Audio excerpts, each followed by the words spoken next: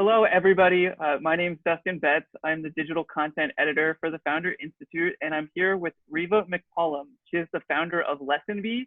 They're a Founder Institute New York portfolio company that is helping create the health classroom of the future for an awesome and not awkward health education experience. Recently, the company's released an online version of their health curriculum for COVID-impacted schools, which we're going to talk all about here today. Reva, thank you so much for joining me. Yeah, thanks for having me. I'm excited to be here. Yeah, so before we dive into your startup Lessonbee, tell us a little bit about yourself. What were the experiences, professional or personal, that led you to first founding this health education technology company? Sure. So I've been in the digital media space for 17 years. And I've spent the past 10 years really focused on educational technology, working across K-12, higher ed, and workplace learning. And, I noticed in that time that there had been a lot of modernization in K-12 and core academic subjects, and also in workplace learning. But there's like this one subject that just had not been changed, and that was health education. And that really struck me because I struggled a lot to feel connected at school and outside of school, actually, when I was a kid. Had health class, your gym teacher wasn't really someone that I felt comfortable talking about my sexuality or my identity with. And that's a story that a lot of people can relate to today. There are millions of kids that are struggling with all kinds of health challenges because they don't have health class or they're getting inaccurate information in health class. And so bottom line is I created Lessonbee so that instead of health being the last priority or not even a priority, it's the new academic standard. So what we're really doing is creating a learning platform that puts health at the core.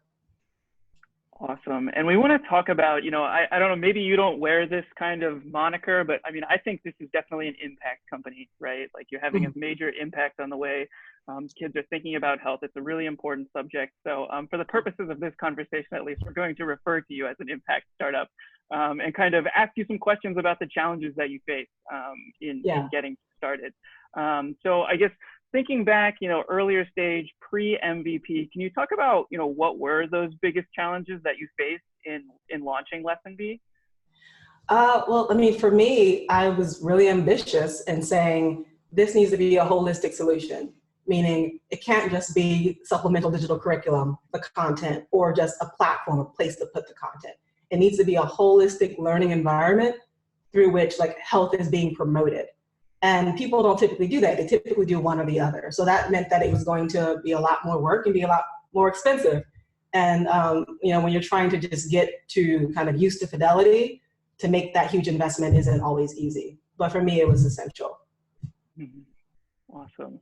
And so in how you went about that, building a company that solves a big challenge, it's harder typically to deliver an MVP. So what kind of advice would you, with the scope, with having this holistic kind of vision, when you're delivering that MVP, what advice would you offer for founders who maybe are in the health space or health tech space who are pre-MVP and how they can think about bringing focus?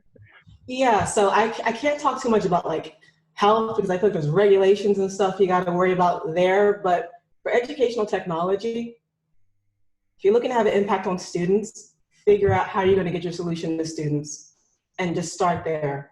What is the actual change you're looking to see happen for students? Create that product in its most simplistic form and then get those students to use it. So I would definitely have approached things that way versus the way that I did, which was thinking, what are all the different components? What are all the different pieces that have to be in place for a school district to adopt this, which is a much bigger endeavor than just saying, what change am I supposed to impact on kids? And then how can I create that? And then have some kids use it and find out that it's awesome. So I would definitely recommend doing that instead. Save a little bit of time, save a little bit of money. And the most important thing that you want to get to when you're trying to have impact and when you want to impress investors with your impact is the actual impact, right? It's getting the kids to use it and then seeing the change that happens. Yeah, I definitely want to talk about the way that you measure impact, but first I want to talk about kind of the way that you communicate your vision, as a founder. And specifically, I guess, when you're talking to school administrators, how do you communicate about, you mentioned investors and kind of, measuring social return. Is there ever any kind of discontinuity with, I mean, you know, being an impact founder, but running like a for-profit company and selling to administrators? Talk about the complications or how you think about communicating that vision. Yeah, there definitely is. And I've tried to figure out like where it comes from. Is it because we're trying to have an impact? Is it because, you know, I'm a Black woman founder? Like, what are the signals that I'm sending out in the world that have people oftentimes think that we're a nonprofit organization, right? They don't even see like corporation and they don't see tech company. They're like, this is a woman trying to impact women's health, for example. So it gets minimized sometimes. I think the way that you have to counter that is with data, right? So all the typical startup things that people want to know, getting to that place where you can really confidently and comprehensively talk to your data is number one. But if you're not there yet, you have to understand what your currency is, right? So if your currency is, you know, impact and kids feeling better about themselves, then it's, you know, your social proof. If your currency today is your story, then make sure your story is tight. Everyone's got a different currency at different stages. Make sure you're spending your time talking to the people that care about your currency. I love that, because yeah, kind of one thing I want to ask about is like how you're measuring impact. And yeah, you use some words, social currency and social proof, that I think are really interesting, maybe like indicators of a metric of something that you're tracking. I mean, how are you measuring your impact? Is it customers? Is it students using the curricula? How do you think about that in the health education space? Well, I want to tell you how I think about it is like, we're not trying to check the box on curriculum for schools. So how we measure our impact is by how kids feel. What Lessonbee exists to do is to ensure that every kid feels confident, connected, and worthy of health and success. So it's not necessarily like a data point. It's more a conversation, and we're trying to move the needle in that way. Mm-hmm. Awesome. And so I'd love to kind of zoom out also and talk about the other education technology trends that you're watching right now. I mean, obviously the online education space is totally in flux. What are you thinking right now? How is it affecting your business as well? That's a really great question. I have so much to say about that. This is what I'll say though. So it's opened the door. Certainly educators are exploring technology now. So the resistance to technology is decreasing. There's more openness, there's more confidence on the side of educators. They've all had to sort of very rapidly become experts in certain technologies. And I think we all know that Zoom is kind of one of the bigger ones that folks are using. So my observation on that is that they've gone from, you know, instructing in the classroom to doing the same thing online. You know, it's not necessarily a total transformation yet to incorporating, you know, maybe self-paced learning or thinking about what a flipped classroom looks like now that the classroom is at home. But I think there's a lot of opportunity to have that conversation.